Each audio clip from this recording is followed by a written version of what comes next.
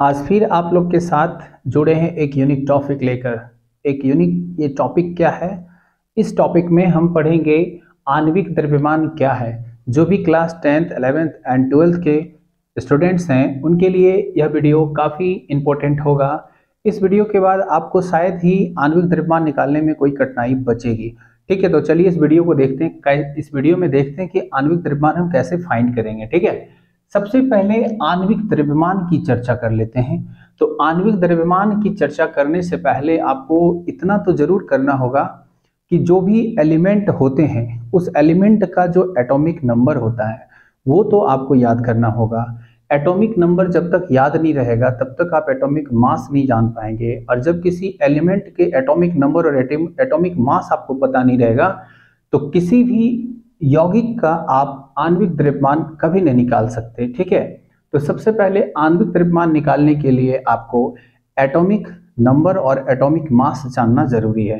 तो देखिए, जब आप पढ़ते हैं कि जैसे अगर नंबर 1 में पीरियोडिक टेबल आप लोग सभी पढ़े होंगे, अगर एक नंबर में हाइड्रोजन है तो ये इसका तत्व हुआ और यह इसका परमाणु संख्या हुआ। जैसे कि अगर हम बात करें, अगर 6 नंबर में अगर कार्बन है तो कार्बन एक तत्व हुआ जबकि उसकी परमाणु संख्या 6 हुआ। ठीक है, इसी तरह से अगर हम मान लिया जाए नाइट्रोजन की बात करें 7 में, तो अगर ये 7 ये तत्व हुआ और इसके जो परमाणु संख्या वो 7 हैं, अर्थात नाइट्रोजन की परमाणु संख्या 7, कार्बन की परमाणु संख्या 6।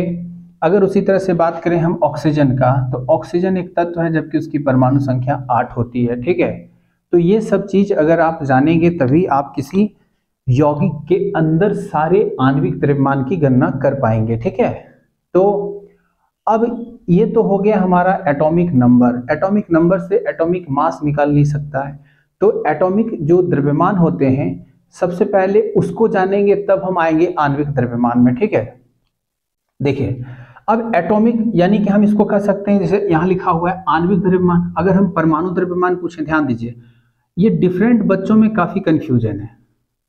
अगर परमाणु द्रव्यमान, ध्यान दीजिए, परमाणु द्रव्यमान और एक है आणविक द्रव्यमान। आणविक द्रव्यमान, ध्यान दीजिए, ये जब हम परमाणु द्रव्यमान की चर्चा करते हैं तो परमाणु द्रव्यमान में हम एलिमेंट जो होते हैं, उस एलिमेंट के हम परमाणु द्रव्यमान निकालते हैं। जैसे कि अगर कार्बन है, ध्यान दीजिएगा, इसकी परमाणु संख्या अगर 6 है, ठीक है, अगर ये परमाणु संख्या 6 है तो इसके बाद जो परमाणु द्रव्यमान होगा यानी इसका जो नंबर होगा उसको सिर्फ हम परमाणु द्रव्यमान कहेंगे, और जब हम यौगिक के अंदर से निकालते हैं उसके द्रव्यमान तब उसको हम आणविक द्रव्यमान कहते हैं। जैसे अगर कार्बन है तो कार्बन का अगर परमाणु संख्या 6 है, इसका परमाणु भार अगर 12 है तो ये हुआ इसका परमाणु संख्या, और यहाँ से जो इसका नंबर निकलता है उसको कहते हैं हम परमाणु भार। ठीक है, जबकि आणविक भार अगर गणना करें, जैसे अगर हम लिखें H2O तो इसमें परमाणु भार नहीं निकलेगा जबकि आणविक द्रव्यमान निकलेगा। इसमें परमाणु द्रव्यमान नहीं निकलेगा, इसमें आणविक द्रव्यमान निकलेगा। ठीक है, जैसे कि H2 की गणना करें तो यहाँ पर जितने एलिमेंट दिए रहते हैं उसके परमाणु द्रव्यमान का ऐड कर लेते हैं, वही हमारा आणविक द्रव्यमान कहलाता है। यानी कि किसी भी यौगिक के अंदर जितने भी एलिमेंट दिए रहेंगे और उसके साथ जो नंबर दिया रहेगा उसको भी आपस में गुना करके और उसको जोड़ लेते हैं, वही हमारा आणविक द्रव्यमान कहलाता है। जैसे अगर यहाँ हाइड्रोजन है तो हाइड्रोजन का अगर परमाणु द्रव्यमान अगर 1 है तो इसके साथ 2 गुना में लगा हुआ है, तो इसको 2 गुना कर दीजिए से, और उसके बाद जो अलग का एलिमेंट है उसको जोड़ दीजिए। तो यहाँ ऑक्सीजन है तो ऑक्सीजन का परमाणु संख्या कितना होता है, परमाणु संख्या याद रखिए और उसी से कन्वर्ट कर दीजिए उसको परमाणु द्रव्यमान में। तो देखिए ऑक्सीजन का परमाणु संख्या होता है 8, अगर उसको कन्वर्ट करेंगे तो कितना हो जाएगा 16। ठीक है, तो उसका 2 गुना, ऐसे भी याद रख सकते हैं। देखिए कॉमनली 1 से 20 तक जो नंबर होते हैं एलिमेंट के, उसमें क्या है कि 5 और 7 दो एलिमेंट ऐसे हैं जो इसका 5 दूनी 10 ये ऑड नंबर है, और यहाँ पर होता क्या है लगभग कि 1 से 20 तक अगर 1 2 3 4 5 ऐसे करके जो नंबर होता है, तो यहाँ से देखिए जो सम संख्या का नंबर है उसमें क्या कीजिए कि जितना भी एलिमेंट आएगा उसका जो परमाणु भार होगा, परमाणु संख्या जो होगी उसको बस 2 से गुना कर दीजिए, उसका परमाणु द्रव्यमान बता देगा। जैसे कि देखिए, अगर हम 11 में गुना करते हैं तो 11 दूनी 22 होना चाहिए, ठीक है। ये तो इसका क्या होता है, एक ये विषम संख्या है, तो विषम संख्या है तो क्या करते हैं, 2 से गुना करके 1 जोड़ देते हैं उसमें, तो कितना हो गया टोटल 11 दूनी 22 और 1 23, ठीक है। तो कम से कम 1 से 20 तक याद कर लीजिए, क्योंकि इसी में ऐसे ऐसे एलिमेंट आते हैं, 1 से 20 तक में ही ऐसे एलिमेंट आते हैं जिसका कि हम ज्यादा यूज करते हैं, ठीक है। तो चलिए अब देखते हैं कि आणविक द्रव्यमान अगर पूछे तो किसी यौगिक से आणविक द्रव्यमान हम कैसे बाहर कर सकते हैं। सबसे पहले आपको आणविक द्रव्यमान पूछे तो आणविक द्रव्यमान को आप बोल सकते हैं कि देखिए, परमाणुओं के जो परमाणु होंगे, परमाणु के द्रव्यमान के योग मतलब जोड़, योग को हम कहते हैं आणविक द्रव्यमान। आणविक द्रव्यमान, ध्यान दीजिए, आणविक द्रव्यमान अर्थात जो भी उसमें दिया रहेगा उसको आप अगर जोड़ लेंगे तो निकल जाएगा आपका आणविक द्रव्यमान। जैसे चलिए अब क्वेश्चन करते चलते हैं।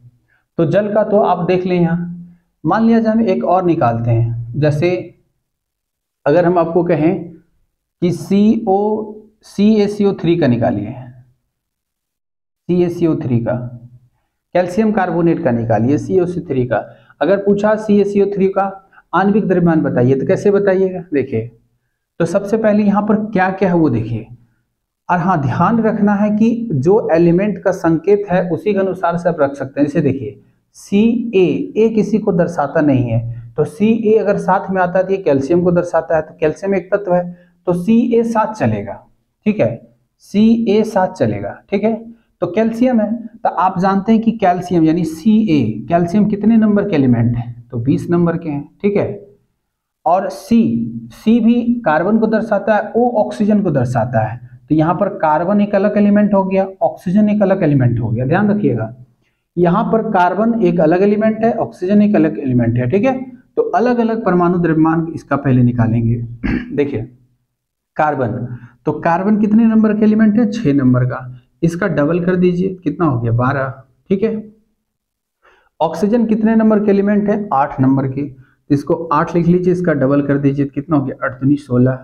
अब 40, तो 40 दूनी 20, सॉरी कैल्शियम 20 का है तो 20 दूनी अगर 40 करते हैं, ठीक है।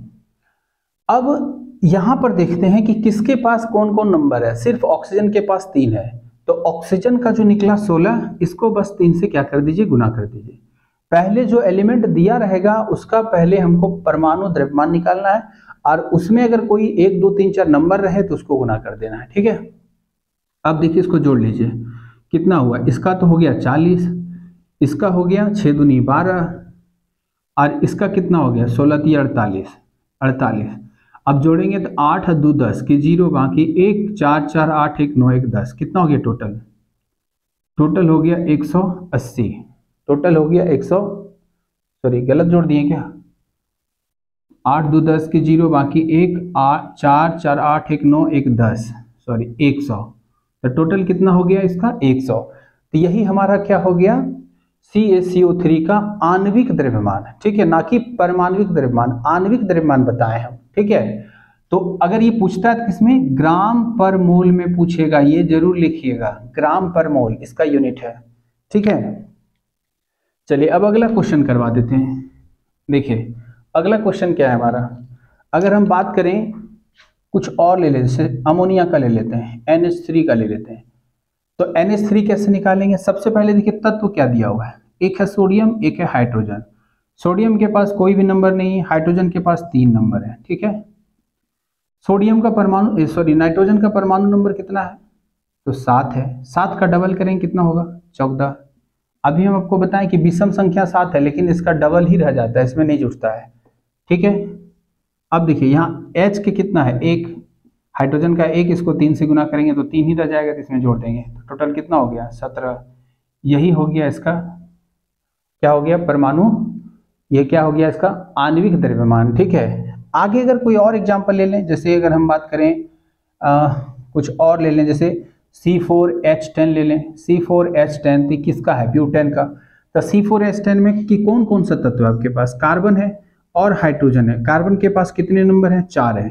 तो सबसे पहले इसका निकाल लीजिए, उसके बाद उसको जितना नंबर दिया हुआ है उससे उसको गुना कर दीजिए। देखिए यहाँ पर कितना दिया हुआ है, कार्बन का होता है 6, तो इसका पहले ज्ञात कर लीजिए परमाणु भार कितना है। तो 6 दूनी के 12, 12 इसका परमाणु भार हो गया। हाइड्रोजन का परमाणु भार 1, 1 को 10 से गुना कर दीजिए। ठीक है, और जो 12 निकला है, कार्बन का 4 यहाँ नंबर था, तो इसके परमाणु भार में 4 से गुना कर दीजिए। तो 12 चौके कितना हो गया 48, और इसका कितना हो गया 10। तो 48 से 10 कितना हो गया 58। यही ग्राम पर मोल हो गया इसका आंसर। ठीक है, और कुछ कर सकते हैं आगे भी आप लोग, जैसे मान लिया जाए हम निकालते हैं कोई और नंबर, जैसे यहाँ पे बहुत सारा नंबर लिख के रखे हैं पहले से, इसको भी निकाल लेते हैं। जैसे NaOH, अगर हम कास्टिक सोडा का निकालते हैं तो कैसे निकलेगा, देखिए NaOH।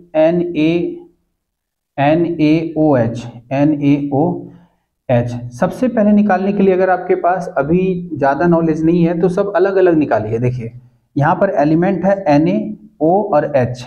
ठीक है, तो Na को लिखिए, O को लिखिए, H को लिखिए। Na तो सोडियम है, तो इसका परमाणु संख्या 11, 11 को डबल कर देंगे कितना हो जाएगा 22, और 22 में 1 जोड़ दिए कितना हो गया 23। ठीक है, क्योंकि विषम संख्या था, तो विषम संख्या का क्या बोले कि 2 से गुना करना है, 1 जोड़ देना, लगभग उसका परमाणु बाहर निकल जाएगा। अब देखिए ऑक्सीजन का कितना है 8, इसका डबल करेंगे कितना हो जाएगा 8 दूनी 16। हाइड्रोजन का 1 है, 1 को 2 से गुना करेंगे कितना होगा 2 ही होगा। नहीं, हाइड्रोजन के पास तो कुछ है ही नहीं, तो ये 1 ही रह जाएगा। ठीक है, तो यहाँ पे कितना हो गया टोटल, देखिए इसको जोड़ लीजिए कितना हो गया 6, 6 3 9, 9 1 10 की 0, बाकी 1 2 1 3 और 1 4।